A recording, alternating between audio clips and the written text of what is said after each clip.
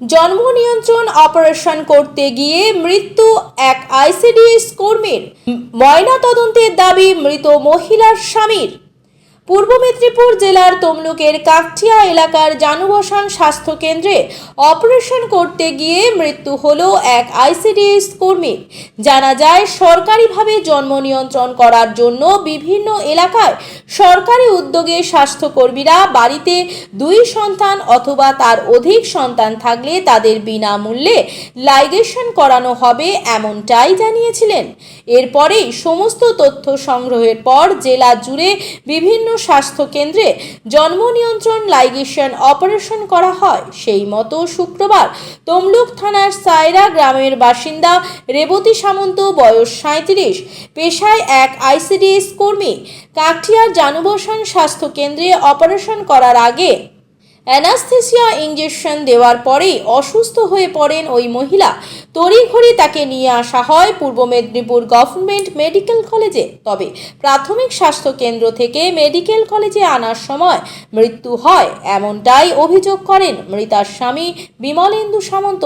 তিনি আরও অভিযোগ করেন, পরিকাঠামো না থাকা সত্ত্বেও একসঙ্গে এতজনের লাইগেশন অপারেশন কি করে হয়, এ বিষয়ে তিনি তমলুক থানায় অভিযোগ জানাবেন এবং তার স্ত্রীর ময়না তদন্তের দাবি করেন। ঘটনার খবর পেয়ে তাম্রলিপ্ত মেডিকেল কলেজে ভিড় করেন পরিবারের লোকেরা। পরিস্থিতি স্বাভাবিক রাখতে উপস্থিত হয় তমলুক থানার পুলিশ বাহিনী। কর্মী আগেও বলেছিল আশাদি যে লাইসেন্স করার জন্য, আগের বারে আমি রাজি হইনি। আগে অনেকদিন আগে লাইসেন্স নাকি একটা বলছিল, এইবারটা বলতে আমি রাজি হয়েছি। রাজি হওয়ার পর মিসেসকে গিয়ে বললাম হবে না, বলে হ্যাঁ হবো, তাহলে করে নিই বলে আজকে কাল আমি তারপরে অফিস থেকে আমার মিসেস আইসিডিএস একটা কাজ করে, আমি মিসেসকে বললাম তাহলে ছুটি করাতে হবে।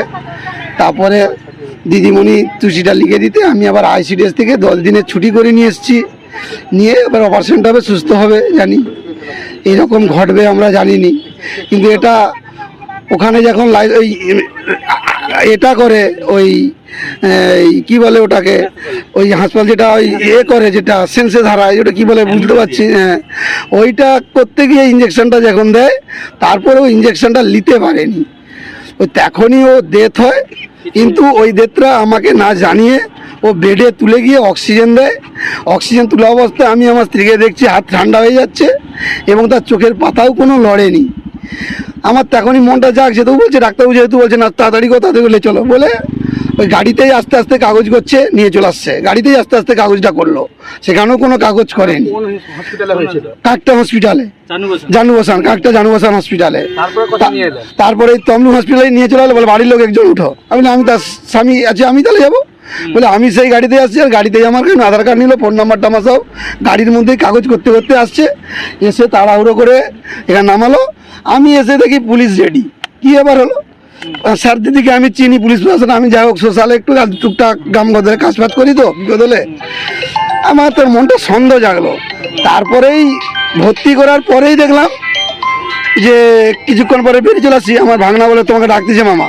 কি আছে বলে আপনার স্ত্রী তো ডেথ। আমার ডেথ তখনই যা ডেথ বলছে, আমি ভাগনা কি দেখছিস তো মারা, সেখানেই মারা গেছে। তার মানে ওটা ফলস আমাকে না জানিয়ে নিয়ে চলে আসছে। বলে আধ ঘন্টা তবু চিকিৎসা করে দেখি। আমি ডেথ হয়ে গেলে চিকিৎসা তুমি কি করবে, তবু বলছে আধ ঘন্টা চিকিৎসা করি, মানে ওটাকেও মানে পলিপ দেওয়ার চেষ্টা করছে ওরা।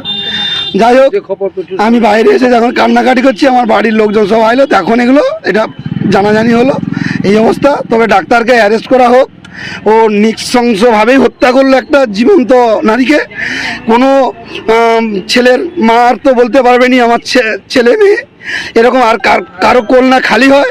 আমি এই আশা আপনাদের কাছে রাখছি, এই ডাক্তারের যেন শাস্তিমূলক একটা ব্যবস্থা নেওয়া হয়, আর কারো কোনো মায়ের এরকম কষ্ট না হয়, এইটুকু আমি অনুরোধ করছি। বলছি জন্ম নিয়ন্ত্রণ করতে গিয়ে এই অপারেশনটা জন্ম নিয়ন্ত্রণ করতে গিয়ে এই মৃত্যু জন্ম নিয়ন্ত্রণ করতে, এটাকে বন্ধ করার জন্যই মৃত্যু হলো, ইঞ্জেকশন দেওয়ার জন্য। হ্যাঁ, তাই এইরকম একদিনে এই 294 জন, যেখানে স্বাস্থ্যকেন্দ্রে ব্যবস্থাই নেই অত বেড, কিন্তু সেখানে 294 জনের এই এত বড় মানে শিবির করছে, এটাকে মানা যায়নি। তার জন্যই আজ এই ঘটনা ঘটছে, মানে একসঙ্গে এই করার জন্য। কারণ ওরাও তো মানুষ যে করছে, আমি বলছি না যে ওরা ইচ্ছাকৃত করেছে, কিন্তু ইচ্ছাকৃত এই কারণে বলা, এই এত লোককে করে একদিনে, ওখানে তো সেই ফাংশনটাই নেই, কেন একদিনে এত লোককে করা, পরিকাঠামোটাই নেই। তাই এই জন্য এই ডাক্তারবাবু যেন অবিলম্বেই যেন শাস্তিটা হয়। আপনি কি থানায় কমপ্লেন জানাবেন? আমি থানায় কমপ্লেন জানাবো, যেখানে যা যাওয়ার আমি করব, আমার স্ত্রীর পোস্টমর্টম যা যা করার করবো, যাতে এরকম ডাক্তারের মানে এই অযোগ্য ডাক্তারদের যেন আর স্থান না থাকে। আপনার নাম? আমার নাম বিমলেন্দু সামন্ত, আমার বাড়ি সায়রা, স্ত্রীর নাম? আমার স্ত্রীর নাম রেবতী সামন্ত, বয়স কত? বয়স এখন 37-38 হবে। আইসিডিএস এর রেকর্ড? আইসিডিএসে আমার স্ত্রী চাকরি করতো। হ্যাঁ, তাই নিজের বাড়ি মানেই মাথার উপর নিশ্চিন্ত ছাদ। ছাদকে রক্ষা করুন রোদ বৃষ্টির যাবতীয় প্রকোপ থেকে। আপনার বাড়ি নতুন হোক বা পুরনো, pen doctor leak guard vaccine, যা প্রিমিয়াম ওয়াটারপ্রুফিং সার্ভিসের মাধ্যমে বহু বছর সুরক্ষিত রাখে আপনার ছাদকে। বিশদে জানতে এখনই ফোন করুন।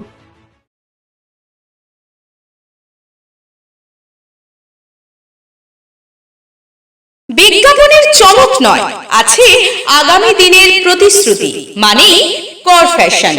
ছেলেদের যাবতীয় নিত্য নতুন পোশাকের বিপুল সম্ভার নিয়ে নবরূপে সজ্জিত কর ফ্যাশন। বিশেষ করে মনে রাখবেন, আমাদের নতুন সংযোজন ছোট ছেলেদের পোশাকের বিপুল সম্ভার। আমাদের ঠিকানা ময়না রবিবারের বাজার। আমাদের আরেকটি শাখা বলাইপন্ডা বাজার, চৌরাস্তার দক্ষিণে ময়না। মনের মতন পোশাক মানেই কর ফ্যাশন। বিজ্ঞাপন দেওয়ার জন্য যোগাযোগ করুন স্টুডিও কল্যাণী, ভোগলাবাড়ি, ময়না, পূর্ব মেদিনীপুর। নতুবা ফোন করুন যাদব বেড়া 9800303017। এছাড়া অসিত বেড়া 9932227739।